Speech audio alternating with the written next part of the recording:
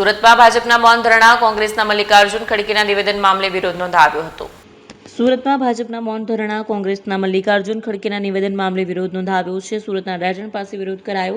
ગુજરાતી ભાષા અને ગુજરાતીઓના સ્વાભિમાનનું અપમાન હવે બિલકુલ સહન નહીં થાય તેમ ભાજપનું કહેવું છે। આ મૌન અમારી કમજોરી નહીં પરંતુ આવનારી તોફાની લડતની શરૂઆત છે। જે લોકોએ ગુજરાતનું અપમાન કર્યું છે તેમને સ્પષ્ટ ચેતવણી છે। જો આ અપમાન માટે તાત્કાલિક માફી નહીં માંગે તો યોગ્ય પગલાં નહીં લેવાય। ભાજપ કોંગ્રેસના મૂર્ખ અને જોકર રાષ્ટ્રીય પ્રમુખ શ્રી ખડગેએ જે નિવેદન કર્યું છે કે ગુજરાતીઓ અભણ અને મૂર્ખ છે, એનો મૌન વિરોધ કરવા માટે સુરત મહાનગર ભારતીય જનતા પાર્ટીના કાર્યકર્તાઓ રાયજણ ખાતે ભેગા એકત્રિત થયા છે।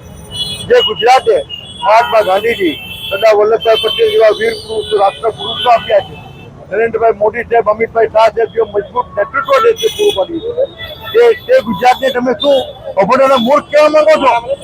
અમે ભારતીય જનતા પાર્ટીના કાર્યકર્તાઓ આ ક્ષણે ગુજરાતીઓના માન સન્માન સાથે, અભિમાન સાથે ઉભી રહેશે અને કોઈ પણ સંજોગોમાં ગુજરાતીઓનું અપમાન કોંગ્રેસ નહેરુ ગાંધી પરિવાર કરશે તે અમે સહન નહીં કરીશું અને આવનારા દિવસોમાં અમે આ મુદ્દો ગુજરાતના હર ચોરાહા પર, હર ખૂણામાં લઈ જઈશું।